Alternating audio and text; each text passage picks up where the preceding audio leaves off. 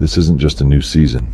It's a new era of Carolina football, built on grit, fueled by belief, stronger, faster, hungrier than ever. The standard has changed, and we're not looking back. And on the Tar Pit podcast, we're locked in, breaking it down, calling it out, riding every high, surviving every low. This is where the climb begins. Welcome to the Tar Pit Podcast.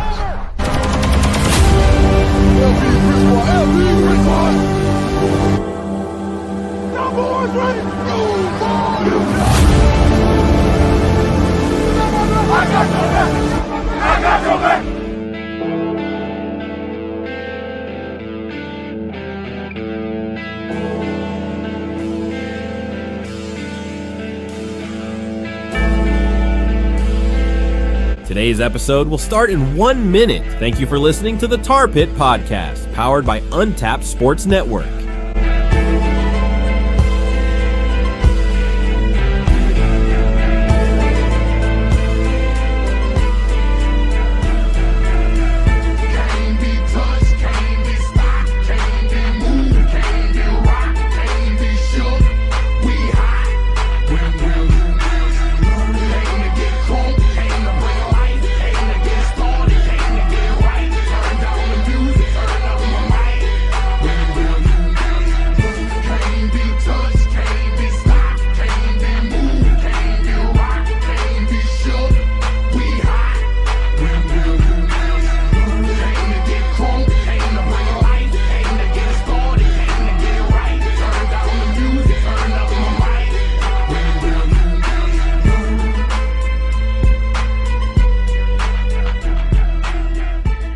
What's going on, everybody? Welcome back to the Tar Pit Podcast.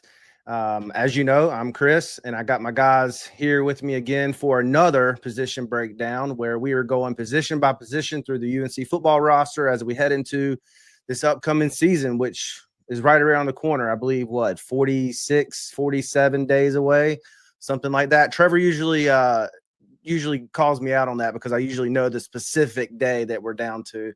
It's not because I have it up here, but I have a countdown on my phone with that app thing. But thanks for tuning in tonight. We are going to be breaking down the tight end room. It's going to be an interesting one for sure. But before we get into tonight's episode, we're going to do a pass on getting the updates of our NCAA 26. I lost to Clemson. Well, I said I wasn't going to do any updates, but dang, I lost to Clemson last night. But anyway, I'm going to ask the boys what they've been up to lately. I know some of them have been hitting the links, so I want to check in with them to see how that's going, get their handicap, see what score they're doing. I heard Troy rips it pretty well on the links. So Trevor, come off mute. How's the guys doing tonight? Good, brother, man. Doing well. I can't complain. Super excited to do this position breakdown with you guys. Tight end room is, one that we could see some production from this season. So super excited to be here, Chris. I'll tell you, before we get into the golf thing, every time I hear that intro video, man, I can't help it, dude. It gets me so hyped. I'm ready to be back in Keenan September 1st. I think, like you said, about 46 days away from being back for the home opener against TCU at night, prime time in Chapel Hill, baby. And I can't wait. But golf's 48 days. Gotcha. So, yeah, man, super, super excited. Golf's been going good. Clubs are coming around. Got a new driver not long ago. So that club's been pretty consistent for me. There's been a couple times off the tee I've had to get me another one off the tee box, but I just bought a set of irons and some wedges not too long ago. So just been trying to get them dialed in and working. Putter's been hit or miss. So it's been a good time, been a good summer to get out on the links, man, with some good buddies of mine, Lance, Trevor, buddy Brad, some other buddies from back around my way here in Brunswick County, and just good to get outside, get some fresh air, and swing some golf clubs. So I hear you talking about putting. I got a quick crazy story, or funny, or kind of embarrassing as well. I missed like a 3-inch putt one time on a 18 hole. And I don't know. I'm usually a pretty level, chill-headed dude, even kill. My wife might say different, but I missed that 2-3 inch putt, man, and I don't know what happened. I just flung my putter, just turned around and flung it, and it landed in the lake behind me. Golf will do it, bro. For all of our listeners and people that tune in, and you guys are can attest to this too. I said it a couple live streams ago. You want to do two things that'll humble you pretty quickly: go snowboarding and go play golf. Because falling on your face and on your butt quite a few times going down the side of a mountain will humble you and leave you sore. But topping a golf ball and it only going like 5 yards in front of you will definitely question yourself for sure. Yeah, for me now, I want to know who's your sources that said we were good at golf, because I would I'd like to talk to them.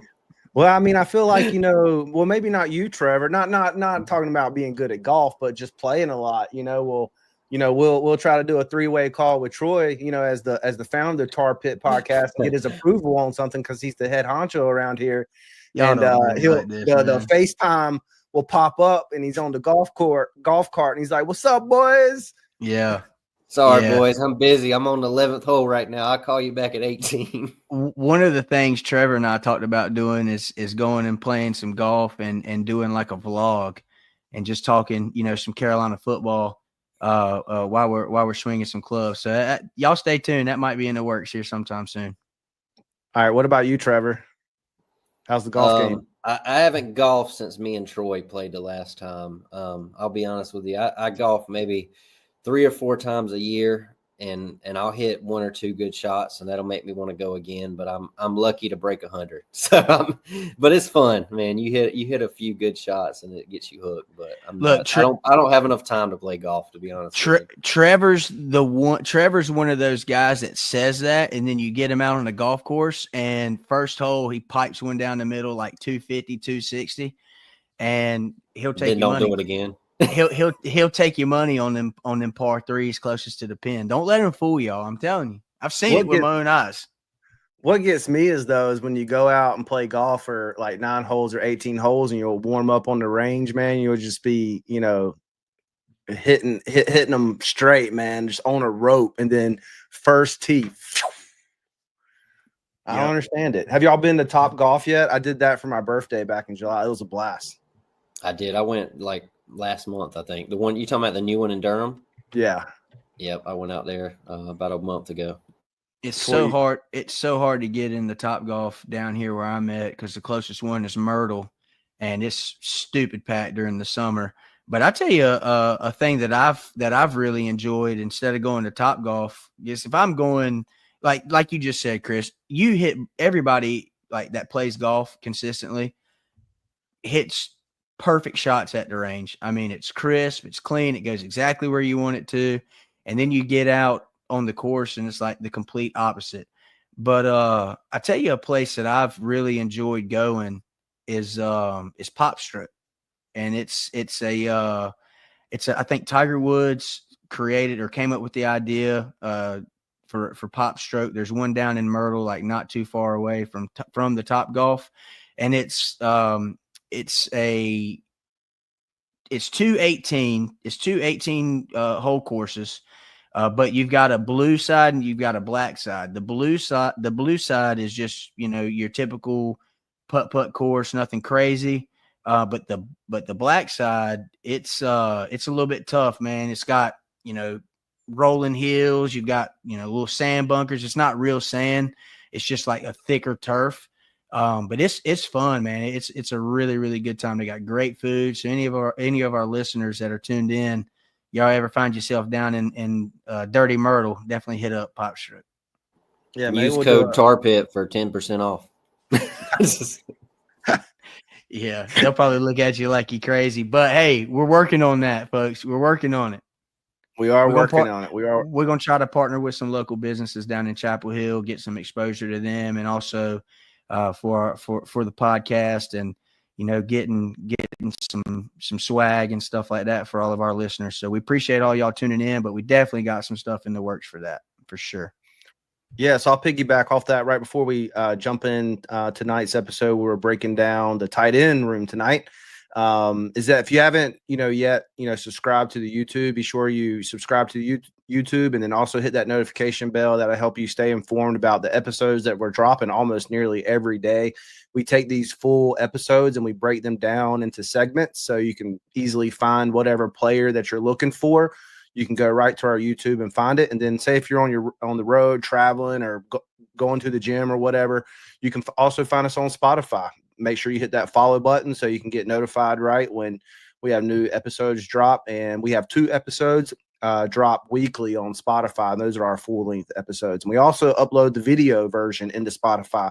So you can choose to listen to watch the video version and then listen to the audio version if you prefer. Y'all boys ready to break down the tight end room tonight? Absolutely. Let's get it. Yes, Yeah, sir. let's get into it. So this is the tight end room for me is I'm gonna let you guys get into the heavy of it, but I'm a little just saying, not trying to start off with the podcast in a negative, or tonight's episode in a negative manner, but it's a room that's a little bit concerning for me.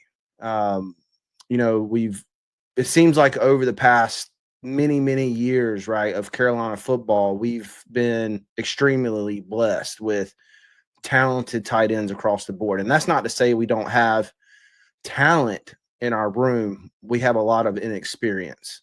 And we're going to dive into that tonight. And the first one up that we have is Jake Johnson.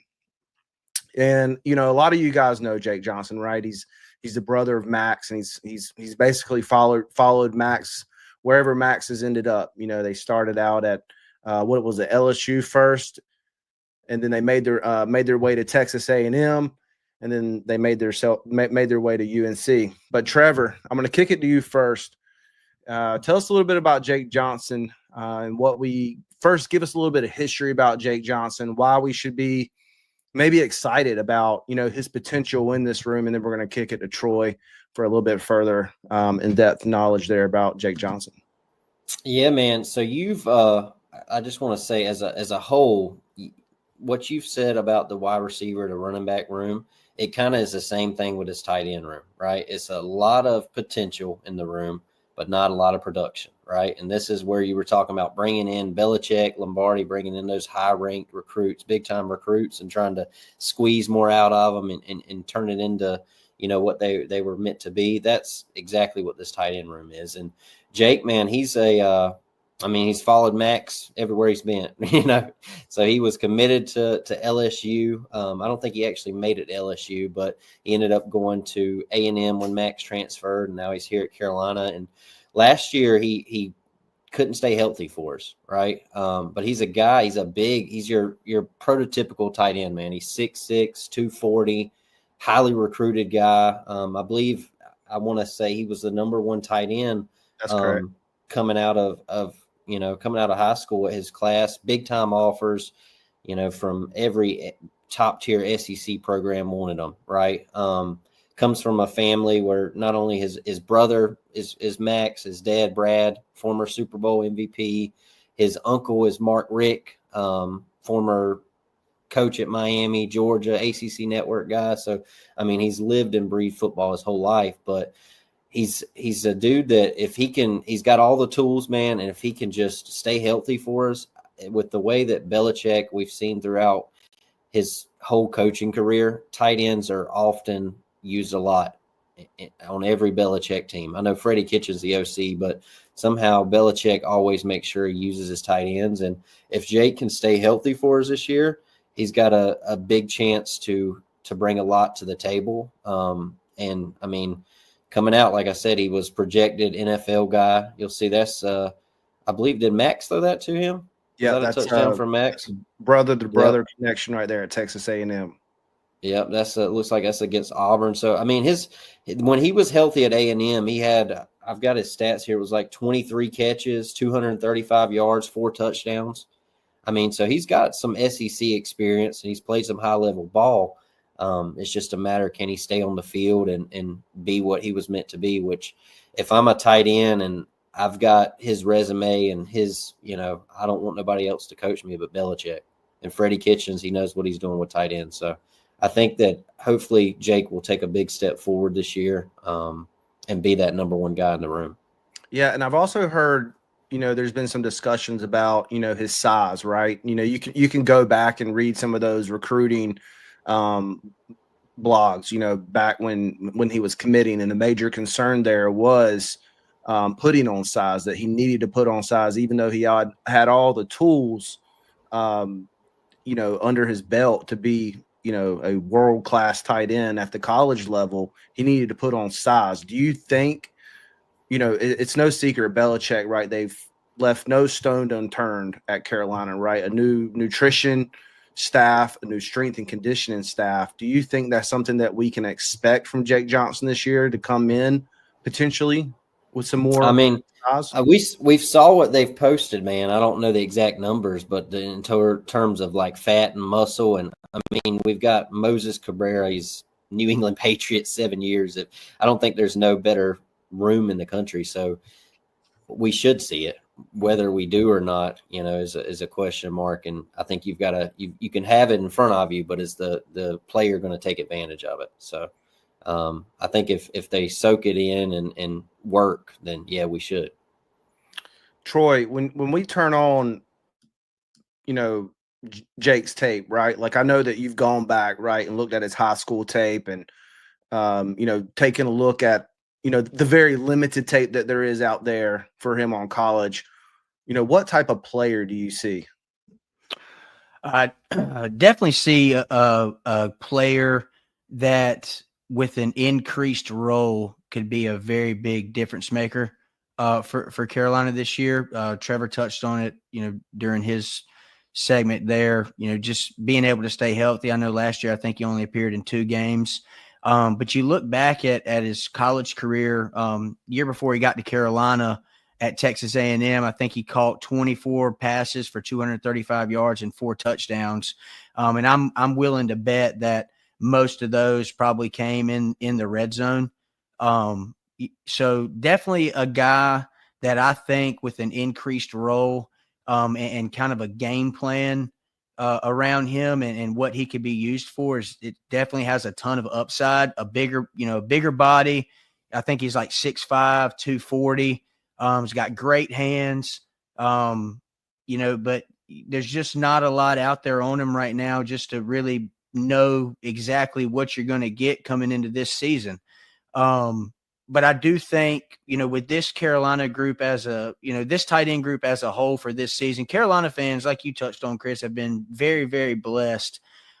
We've been super blessed to have some great production and some NFL guys come through our program at the tight end position, all the way back to the Algie Crumpler days. And Eric Ebron and the career that he had. And, just even from a college standpoint, Kamari Morales was a guy that produced at a pretty high level for Carolina.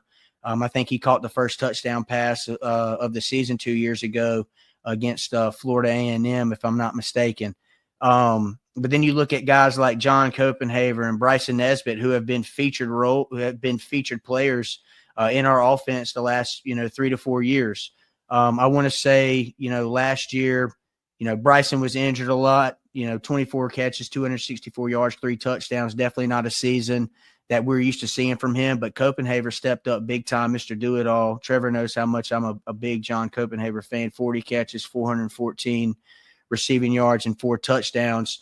But, the total between those two guys, man, 64 catches, 678 yards, and 7 touchdowns. I mean, that's a pretty good production clip from 2 guys in that tight end room. So I think this year, for this season, Carolina fans are going to have to kind of ease into, the tight end production. Because while we do have guys that have some college experience, there's also a lot of youth there. But what I do like about this tight end room, and we'll touch on this, is there's a lot of bodies. We have been so used to just having 2 or 3, main guys that are featured in our offense. But this year, I think we've got, the guys that we're touching on tonight, we got like 4 or 5 that could come in and get solid rotation, solid burn, and make the most of the opportunity. So while I am, somewhat like you, Chris, concerned about the tight end room this season, I do think that the ceiling for this group is pretty high, and just anxious to see how they come out and, you know, what kind of role that they have and how they're used. We know Belichick and his tight ends, like Trevor said. I mean, Gronkowski, you know, you can throw out names, you know, at the tight end position in the NFL, but he's probably the best to ever do it at that position. So we'll see. We'll see how it goes this year, but definitely a group to keep your eyes on, and Tar Heel fans, be a little bit patient with them. It might take us a little bit to get, you know, their footing up underneath them. So super, super anxious to see how this group does. Hey, 3 of the 4 we'll talk about are SEC guys. So there's a lot more depth in the It room. don't get no bigger ball than that. You know what I mean? Yep. Yeah, and you know, talking about, you know, like the last episode where we broke down the wide receivers, I talked about, you know, the type of different transfers, right, that Belichick has and Lombardi have gone after through the transfer portal. And this is a perfect example of kind of what I touched on, and Trevor just mentioned it a little bit, is that, you know, a lot of these transfers, and definitely in this wide receiver room as we go through it, not all of them, but quite a few of them were some of the top, if not the top tight end in their class overall in the nation or in their state. And for whatever reason, they were not able to, what I like to say, flip that switch on at their previous school. And so, you know, Belichick's been known for his development, you know, over the course of his years in the NFL, and the ability to find gems, right? And Lombardi was definitely a part of that in New England. So it's definitely going to be interesting to see as we move through tonight's list, which ones are going to be able to turn it on and which ones are not. And that brings us to our next one, Connor Cox, a redshirt sophomore, transfers from South Carolina to another SEC school, you know, was one of the top tight ends in his class, and he finds himself to Chapel Hill. Troy, when you're looking at Connor Cox, there's a lot of potential there. I think that, me personally, I feel like he's going to be one of the top, I'm going to use your word, dogs in the room. It's definitely going to be interesting, you know, how he's used. You know, what we saw him, it was him in the spring game, right? That the practice like a pro day. Sorry, I grin every time I say that name. Also, I cringe a little bit. Just call it spring game. But, you know, he was one of the ones that caught the touchdown, right, from the tight end room. Is that correct? Yep. Yeah. So if I'm not mistaken. Yeah. So I'm really interested to see how his development has been over the past few months. But Troy, let's talk about Connor Cox. And, you know, he's 6'6", 250, made his way to Chapel Hill. Now, what potentially can Carolina fans expect from Connor Cox? Yeah, man. You know, looking back at Connor, there wasn't much at South Carolina that he did to really for us to rave about. You know, I think he made an appearance against Akron where South Carolina just absolutely blew him out 50-7. 1 catch, 9 yards, and a touchdown. And that's no knock on him. South Carolina, you know, had some pretty good skill players last year and over the last couple of years. But Connor's a guy that originally comes from North Carolina. I don't know which high school he played at. Found his way down to Jacksonville, Florida. In 2022, he appeared in 14 games, hauled in 30 passes for, you know, just over 300 yards and 3 touchdowns. But, you know, his junior year in high school, he saw snaps at both wide receiver and tight end. Played in 5 games, 7 passes, 148 yards. But just a guy, man, that honestly, I think, and just looking at the stuff that I've seen on him, is a guy that could come in and, you know, a plug and play kind of guy. You could see him, you know, spread out wide, you know, in the slot. You could see him line up, you know, true on the line like most tight ends do. But just a guy that I foresee being a plug and play kind of guy, almost like that Bryson Nesbitt role that Bryson played for us over the last couple of years. You know, being able to space him out wide on the hash mark, you know, run some mesh routes, some drag routes, posts and corners and stuff like that. Get him out in space. I do think, you know, while he is 6'5", 6'6", 251 pounds, I would like to see him add some muscle.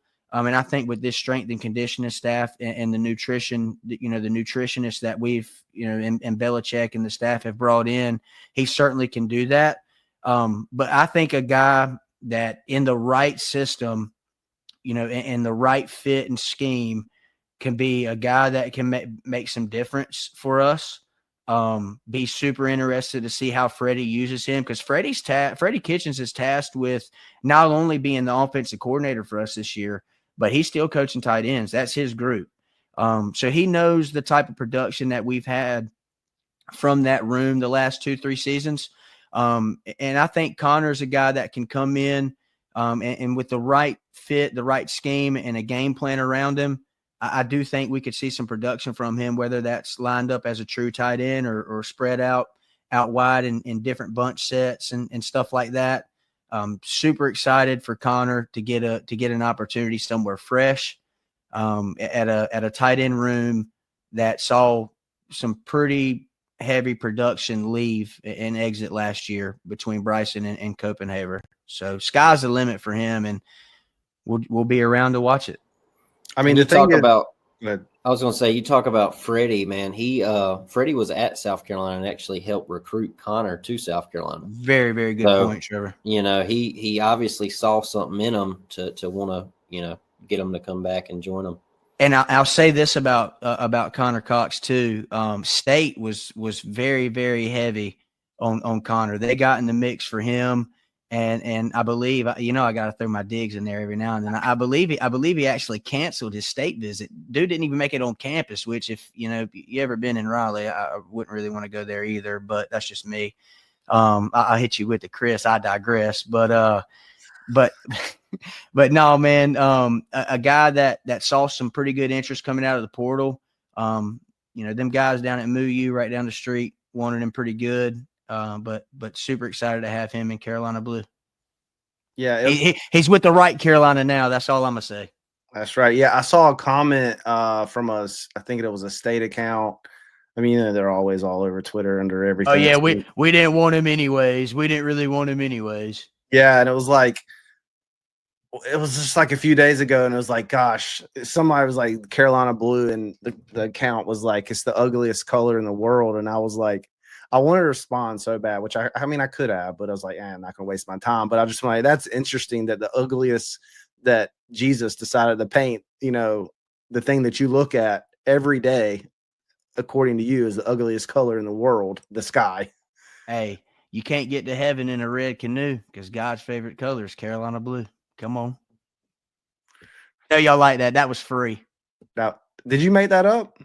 No, it's a saying, a little rhyme that I've heard growing up. It goes, Duke is puke, Wake is fake. The team I hate is NC State. You can't get to heaven in a red canoe because God's favorite color is Carolina blue.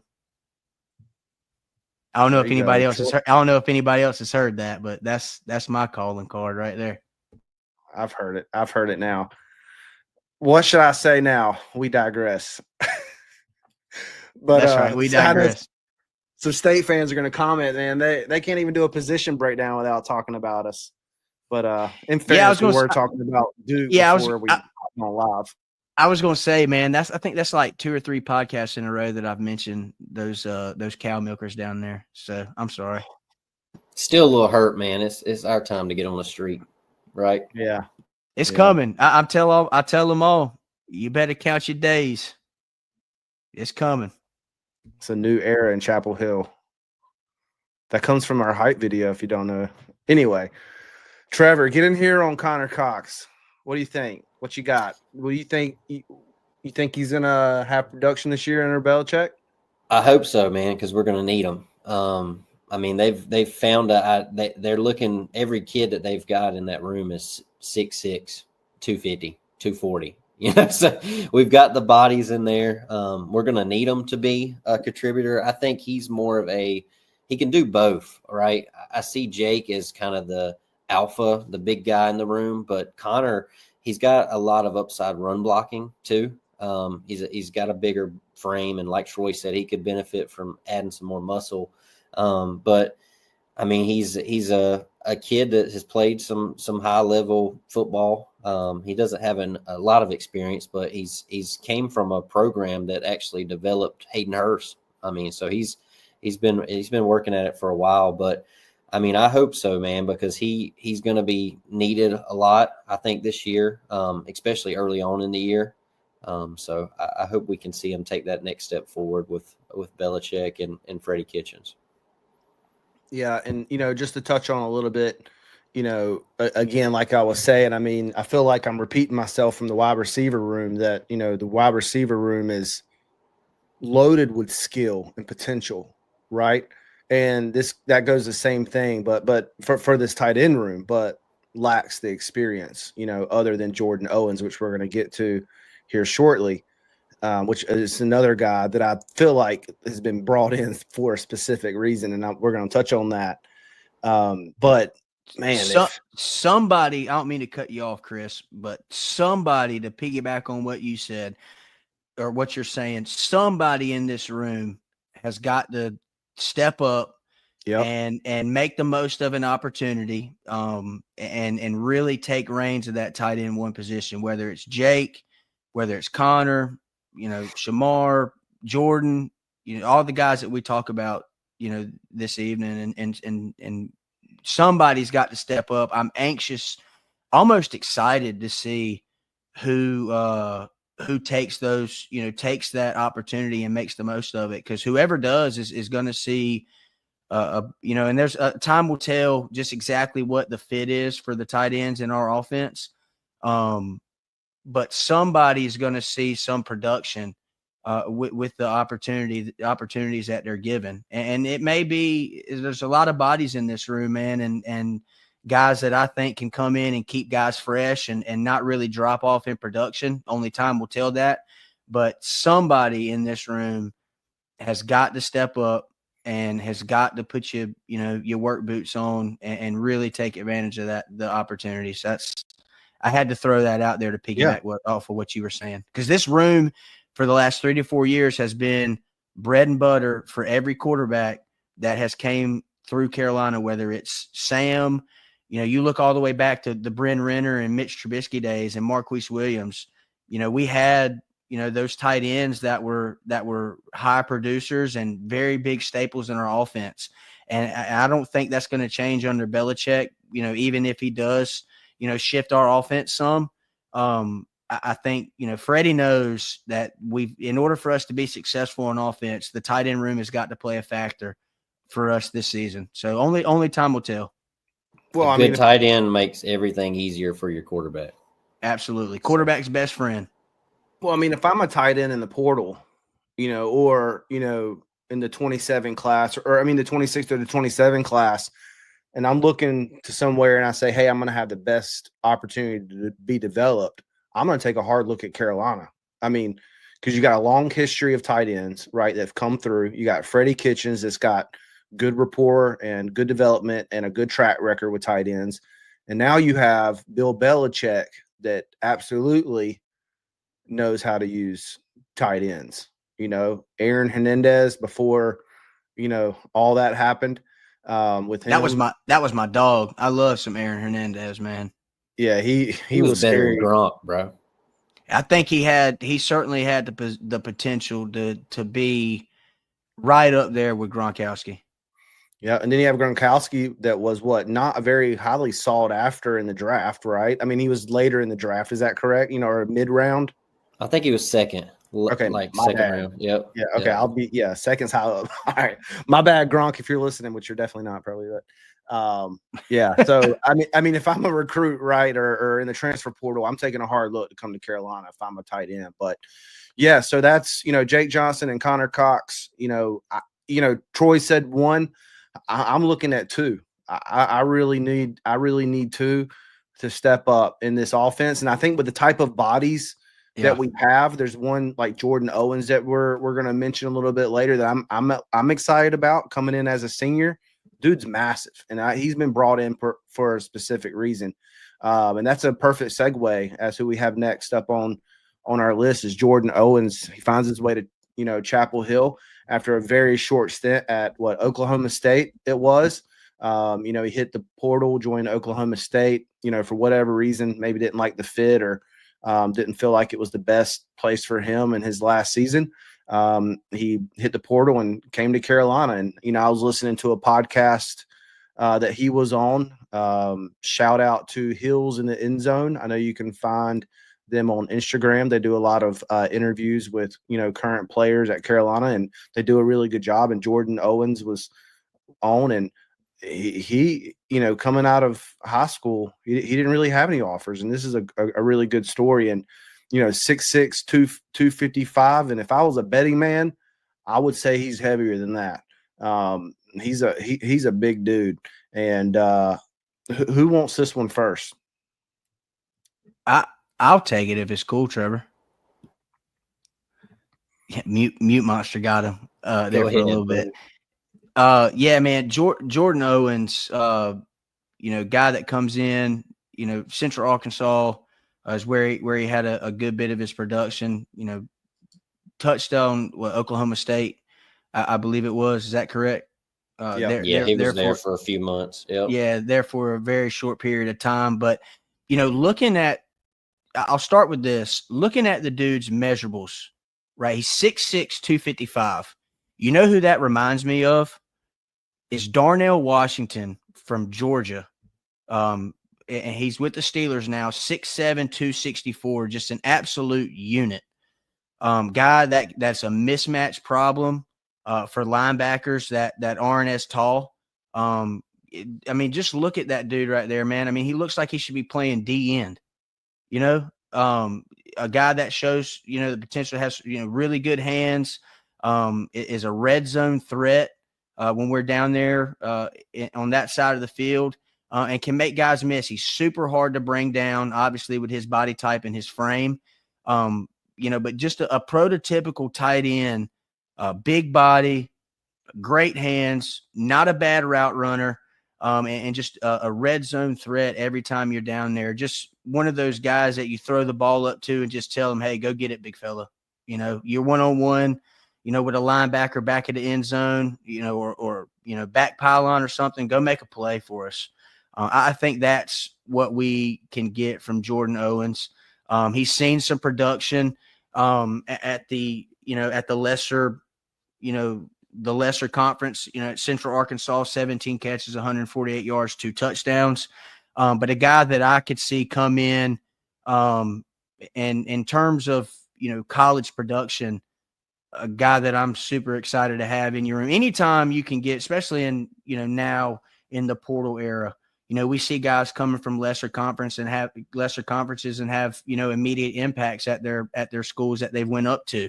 And I think this is a perfect example of that. A guy that has had some success at the collegiate level, is just looking for an increased role and stiffer competition. Obviously, he sought that after, which is why he committed to Oklahoma State. Now he spent a couple months there and found his way to Chapel Hill. Super anxious to see what role he plays in for us. I definitely could see him more of a red zone threat.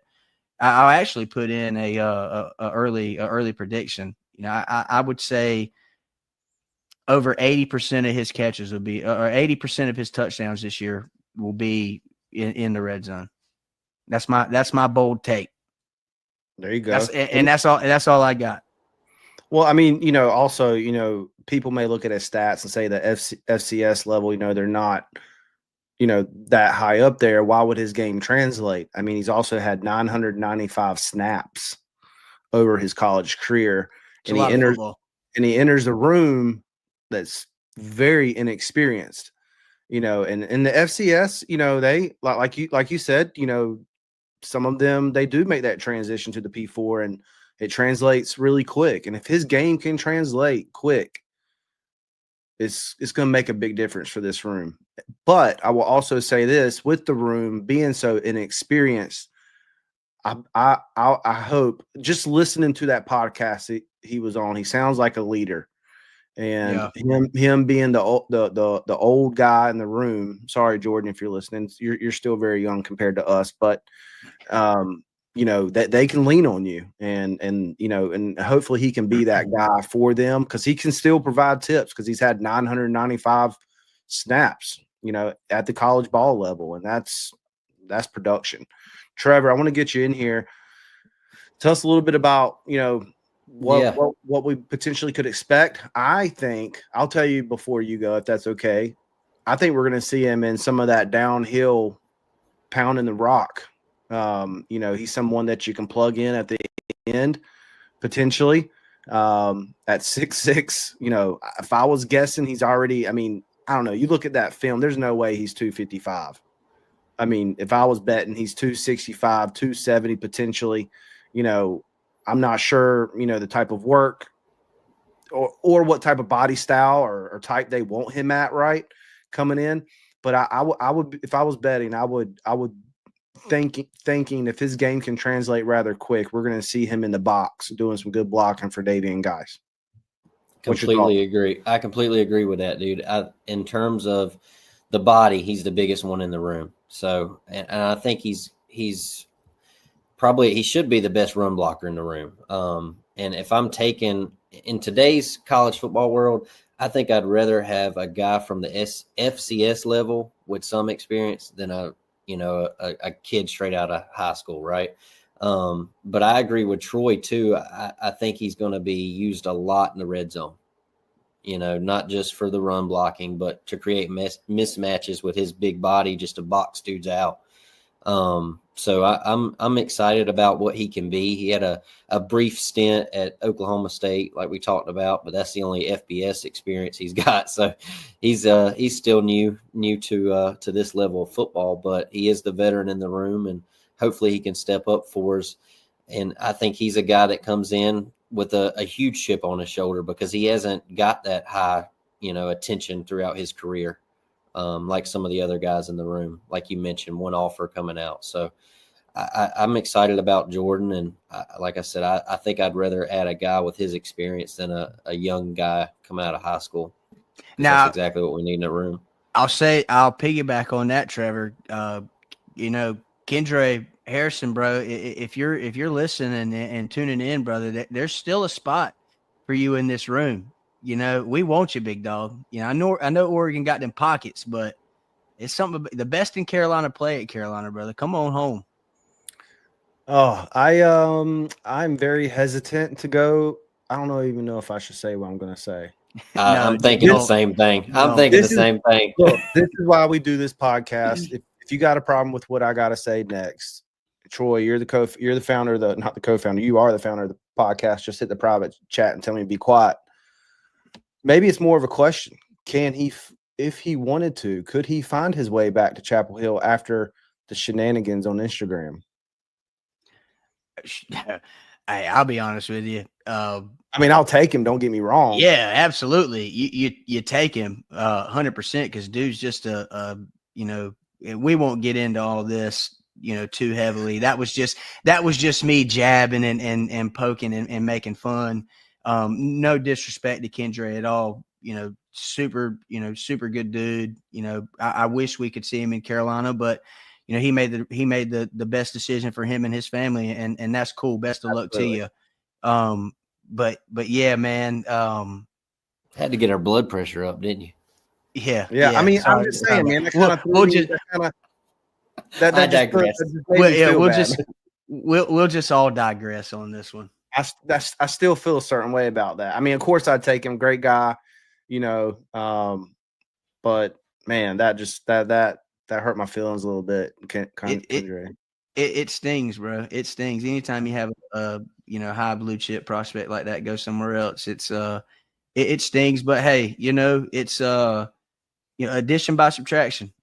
Maybe it's if it's meant to be, it's meant to be. I'm very, very high on that. But I think we got the guys in this room, regardless. We've got some youth there, but all of our guys that we've got bodies, man, and that's something to be hopeful for sure.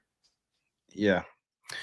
Troy, just real quick, do you think, when you were off stage there for a minute, I brought up about the potential of seeing him in the box, and helping out in the run game. Is that a position that you could see Jordan being a part of? Yeah, absolutely. Anytime you you get a guy with his stature.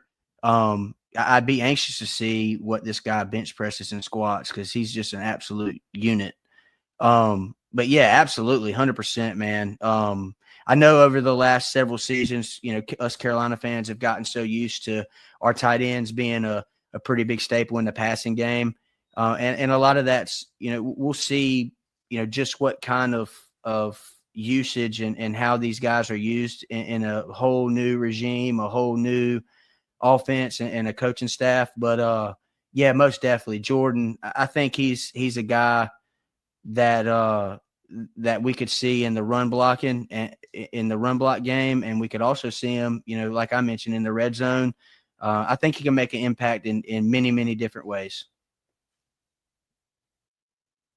I agree. I expect big things from Jordan this year.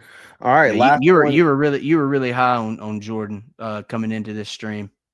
Yeah, I mean, I like it. I mean, the only thing is if the game can translate, because he was a late addition, right?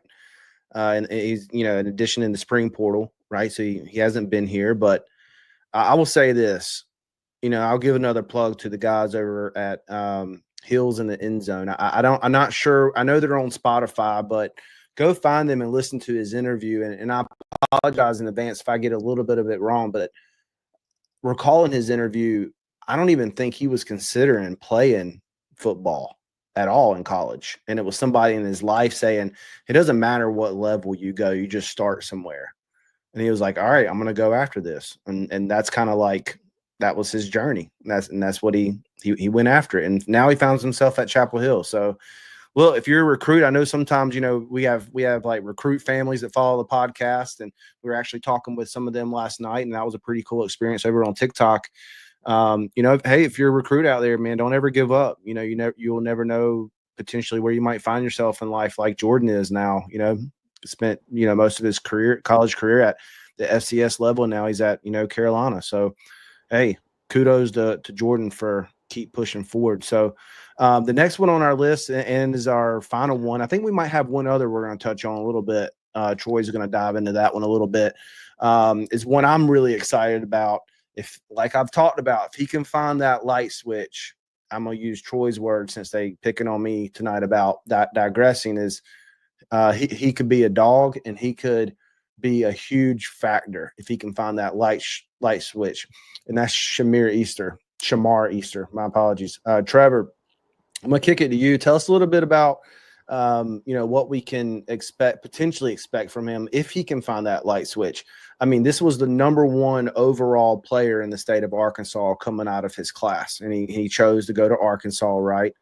I mean, basically every recruiting site had him listed, in the 150 nationwide, right? Ranked around in the 150 rankings there. I just totally said that wrong, but I think you guys understand what I'm saying.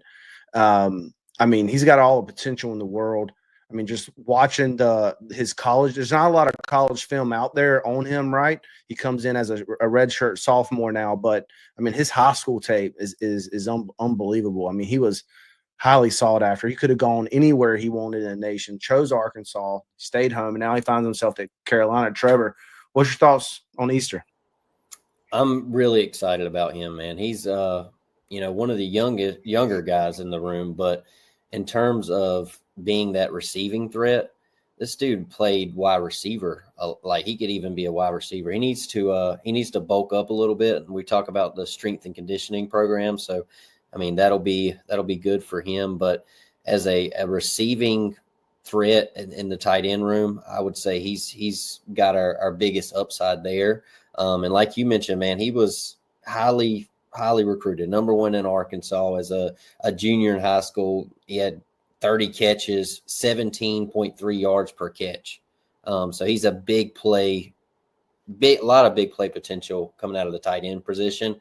And I think he's another guy with untapped potential that Bill has saw, highly recruited, not a lot of experience, but he's prototypical tight ends, 6'5". If there's a guy that can really blossom into that number one guy, if it's not this year, maybe next year, I think Shamar is one that I'm really excited about. I know if we talk a lot about our NCAA games, and if I'm loading up, Shamar's probably going to be the guy that I'm playing with a lot because I don't run the ball a lot, boys. I get bored running the ball, so I'm throwing it up. So Shamar's going to be my dude that I'm running with at the tight end position. But I'm really excited about him.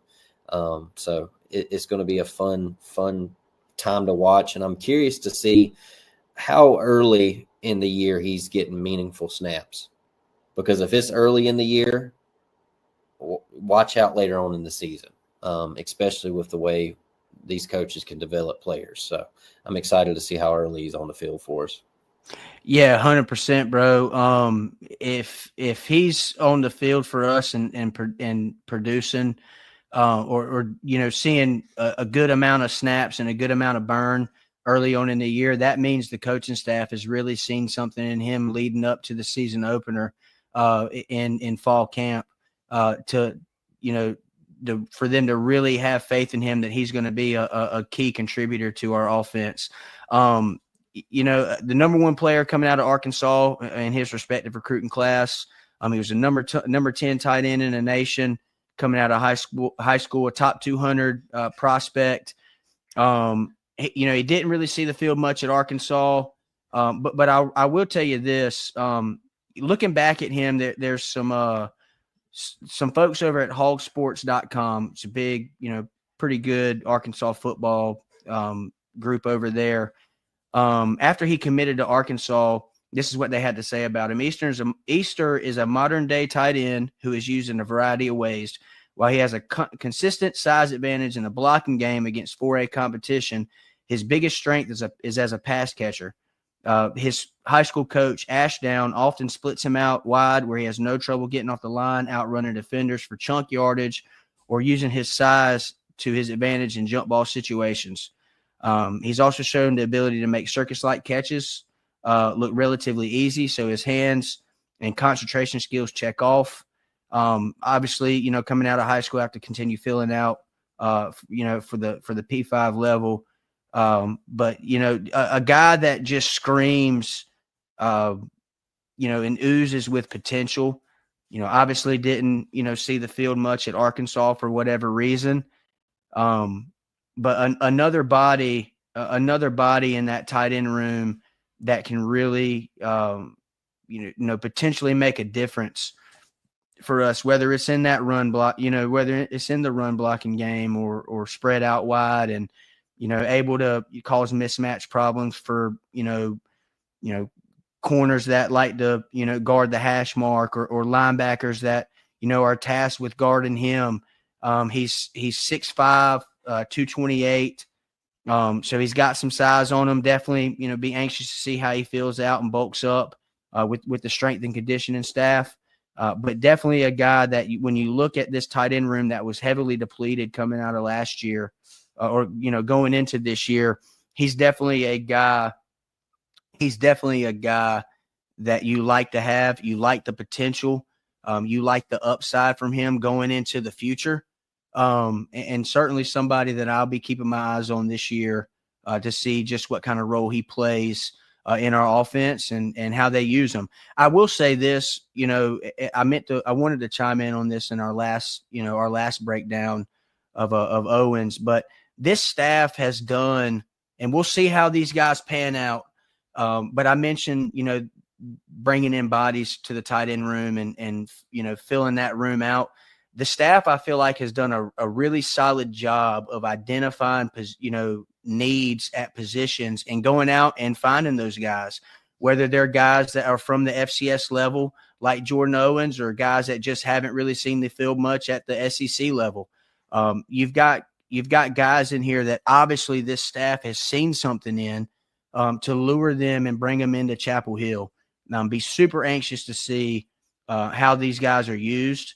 At what kind of clip they're used, how much production that they have, and what kind of playing time that they do get, and just what kind of rotation there is.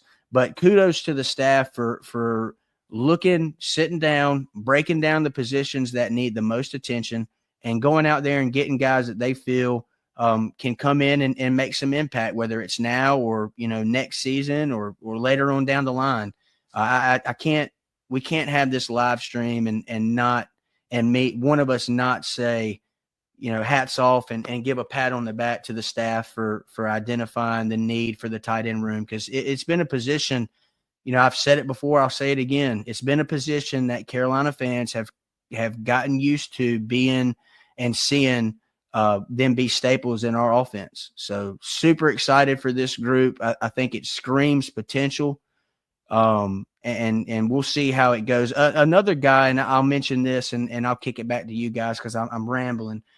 But another guy that we haven't really talked about this evening that I think, whether it be on special teams or coming in and run blocking or just whatever, you have guys on your team, throughout the course of your career that just go in and just do whatever you're asked.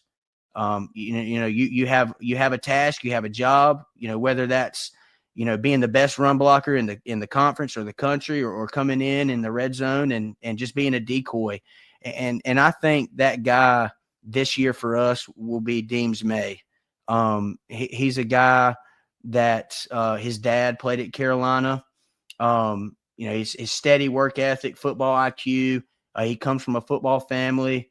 That's some of the things that this coaching staff, whether it be previous or the current one, has raved about with Deems. And I think, if there's ever a guy in any position room that I feel could see, the field and get some burn, and no matter what capacity or what role that they're asked to be in, I think Deems May is that guy that how's the saying go, hard work beats talent when talent fails to work hard. I think Deems is cut from that cloth, and I'm looking for him to just come in and do, whatever he's asked to do and tasked to do by this coaching staff. I'm super excited to have him back. I know he played quite a bit in the bowl game last season against UConn up there in Boston, but just a guy that I can't, we can't have this live stream and me not throw his name in the hat as a guy that could come in and for, whatever role he has, make an impact. So, Deems, if you're listening, brother, I got you, dog. We got you over here at the Tar Pit. There you go. Yeah, man. Yeah. Great family. Yeah, we see it. Big football family. Super good family, man. I enjoy, those post-game interviews. His dad's like a color commentator or something for Tar Heel Sports Network. So Mr. Deems May, if you're listening to this, brother, we appreciate what you do and looking for big things from your son. Well, as we close out our position breakdown of the tight ends, do you guys have anything else you'd like to leave the listeners tonight with? I don't, not in terms of tight ends, but boys, I can't believe, is this 5 already? It's 5. Yeah. We're putting them out. Hey, one more room and we're done with offense. Yep. Hey, what you say? Hey, and like I say, you can go to the YouTube and you can see it. We drop 2 to 3 videos a day over on YouTube. Ain't that right? We take these long form episodes and slice them player by player. And if you Google, if not Google, but if you go on YouTube and go to our channel and type in Bryce Baker, his video is going to come up. If you type in Davion Geis or Benjamin Hall, it's going to come up, and you will do the same for the tight ends. Right now I'm doing it for the wide receivers.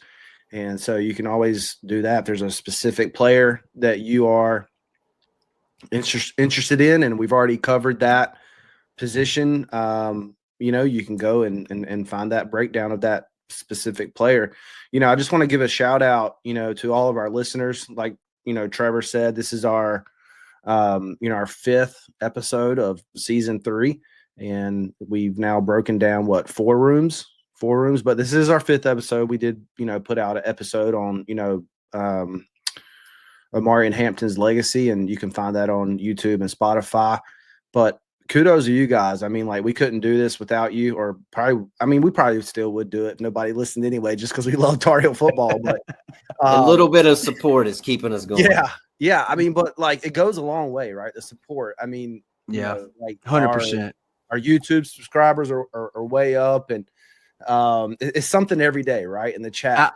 with us three. Like, did you see this? Did you see this player like our video? Let's go. I'll say this, as a guy that, that had the vision for this whole thing, and I'm not tooting my own horn or anything like that, but all three of us have a diehard passion for Carolina football and this program. And your support, y'all tuning in and watching our live videos and, sharing our content and really just rallying behind us and supporting this platform. It's been really, really cool to see. This is everything that I envisioned this thing becoming, and the sky's the limit. I feel like we've got three, including myself, we've got three, solid guys here that have a true love and a passion for Carolina football. And I'm super excited to be on here with these two guys, and appreciate all y'all do. Trevor and Chris, when I say that, I mean it from the bottom of my heart. I really, really appreciate you guys taking the time to study film. Chris, slicing up stuff and putting out content for all of our viewers, man, it really, really makes my heart smile. And sky's the limit for us over here at the Tar Pit Podcast. So there's plenty of room on the bandwagon. So y'all listening, y'all tell your friends, tell your family, tell your Tar Heel fans, and all that stuff that come on over to the Tar Pit. We'd love for you guys to tune in and listen and show us some support. Yeah, it's like Trevor. What does he say when we throw something in the group chat with us three? He says it every time. It's just the beginning, boys. It's just the beginning, boys. Hey, that's right. That's right. Everybody listening, we got some big guests lined up. We do. Super excited. We ain't just gonna talk about positions all off season. We got some big guests coming, so y'all stay with us. We're still going to do our guest appearances for the games and stuff like that. To chop it up with the opponents. Some other folks that have some good platforms for some other teams that we're playing this season. So a lot of big things over here going on at the Tar Pit Podcast. These two guys. All three of us, when we put our heads together, man, we create magic. So super, super excited for the future and the road that lays ahead before us for both Carolina football and for us over here at Tar Pit. So super, super excited. Troy said it best. Let's get out of here. Trevor, sign us off, my guy. Yeah, I'll do my best, Chris here. So just to piggyback off this room, man, I'm glad that we have the faces we have in this room, a lot of potential. So let's just let the staff see what we can do with them. But appreciate everybody for tuning in tonight. As always, like, comment, subscribe. Find us on every platform, Spotify, TikTok, Instagram, YouTube, everywhere. So we appreciate all your support. Thank y'all for listening. And as always, go Heels. Go Heels. Go Heels, baby. Hey Tar Pit crew, thanks for hanging with us today. Quick shout out. Today's episode is powered by Untapped Sports Network. Big thanks to them for the support. If you like this episode, do us a favor. Like it, drop a comment, and share it with a friend. That kind of support goes a long way in keeping the podcast rolling. Make sure you're subscribed and following the Tar Pit Podcast on whatever platform you're listening on right now. And don't forget to follow us on social. We're on X, formerly Twitter, TikTok, Instagram, and YouTube. Just search the Tar Pit Podcast and you'll find us. Until next time, go Heels.